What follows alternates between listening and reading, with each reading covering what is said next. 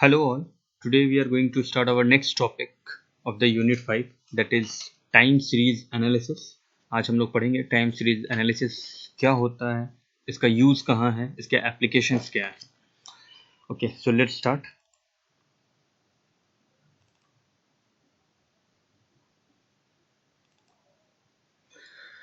देखो, time series actually होता क्या है, ऐसे टाइप के डेटा जो टाइम पे वेरी करते हो. जैसे हमारे कंट्री का जीडीपी आप देखो, ठीक है. GDP is calculated each year, her year GDP calculate होता है, ठीक है. सपोज करो यहाँ पे एवरी 10 ईयर पे जीडीपी कैलकुलेट किया गया है, ठीक है. 1960, 1970, 1980, 1990, 2000, 2010 एंड सो ऑन. तो यहाँ पे क्या हम देख रहे हैं कि जीडीपी हमारा year wise year time to time growth हो रहा है, ठीक है, आगे ऊपर की तरफ बढ़ रहा है. So this type of data is called time series data, ठीक है. टाइम सीरीज डेटा में क्या होता है कि ऐसे डेटा जो टाइम पे वेरी करते हैं. टाइम सीरीज एनालिसिस को समझने के लिए आप ऐसे एग्जांपल देख लीजिए.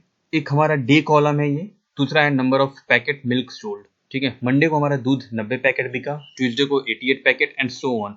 Sunday is a holiday and Saturday is a weekend. तो अब देखो सैटरडे को 90 पैकेट्स हैं और संडे को 102 पैकेट है, ठीक है. तो इस टाइप से आप एनालाइज करते हो कि हाँ इस टाइम पे हमारा बिजनेस इस टाइप से इंक्रीज होगा एंड ऑल दैट. और भी आगे एग्जांपल देखते हैं. देखो इसमें जैसा हम लोग पहले ही पढ़ चुके हैं, इंडिपेंडेंट वेरिएबल और डिपेंडेंट वेरिएबल.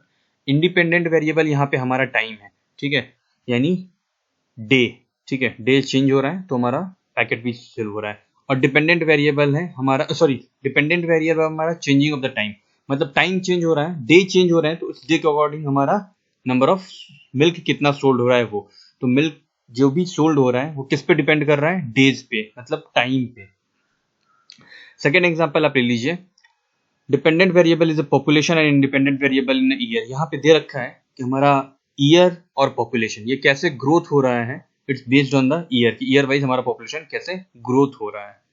ओके, यहाँ पे मेंशन किया हुआ है, पढ़ो. Dependent variable is a number of packets. Dependent variable यहाँ पे नंबर पैकेट था जो सोल्ड हुआ है, एंड इंडिपेंडेंट वेरिएबल है the number of weeks. Same example है.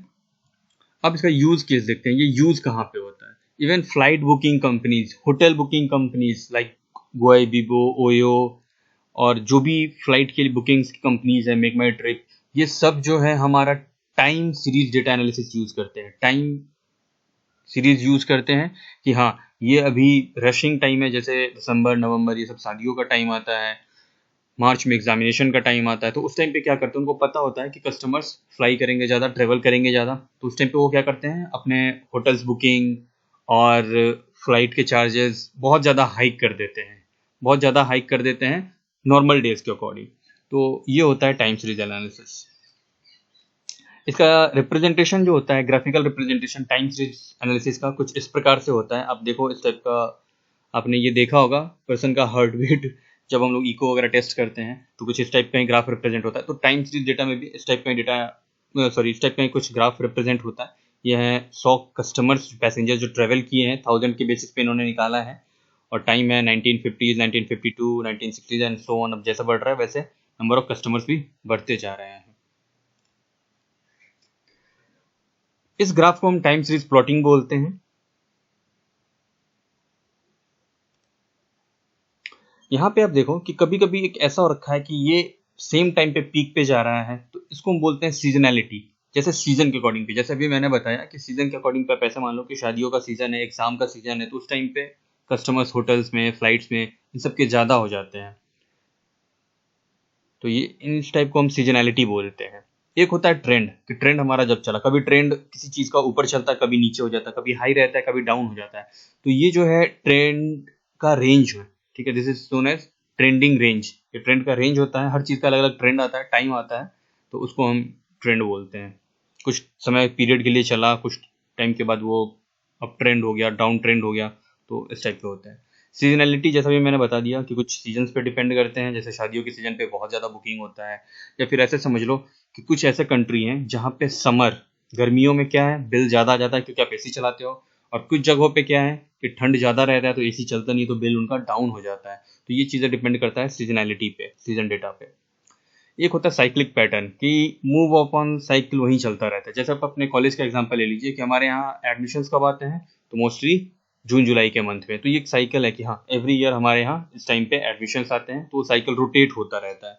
इसी टाइप से साइकिल ऐसे मान लो कि हाँ पता है कि मई जून में शादियाँ होती हैं, तो एक साइकिल बना हुआ है कि हाँ इस टाइम पे मई और जून के मंथ में कस्टमर ज़्यादा ट्रैवल करते हैं, एडमिशन्स के भी टाइम होते हैं उस टाइम पे। ओके, नेक्स्ट है हमारा स्टेशनरी और नॉन स्टेशनरी डेटा। यहाँ पे आपको ग्राफ से ही रिप्रेजेंट हो रहा है कि ये नॉन स्टेशनरी है और ये स्टेशनरी डेटा है। टाइम सीरीज के लिए हम एक मॉडल यूज करते हैं जिसको हम बोलते हैं एरिमा। एरिमा मॉडल का फुल फॉर्म है auto regressive integrated moving average. ठीक है, ये इसका फुल फॉर्म है। और दूसरा जो मॉडल यूज होता है वो है ETS, एक्सपोनेंशियल स्मूथिंग मॉडल। तो ये दो हमारे मॉडल हैं जो हम टाइम सीरीज डेटा को एनालिसिस करने के लिए यूज करते हैं। ARIMA model aim to describe the autocorrelation in the data. ये हमारे किसके काम आता है? ये हमारा ऑटो कोरिलेशन डेटा के बीच में जनरेट करने के काम आता है, रिप्रेजेंट करने के, डिस्क्राइब करने में, बताने के लिए। ओके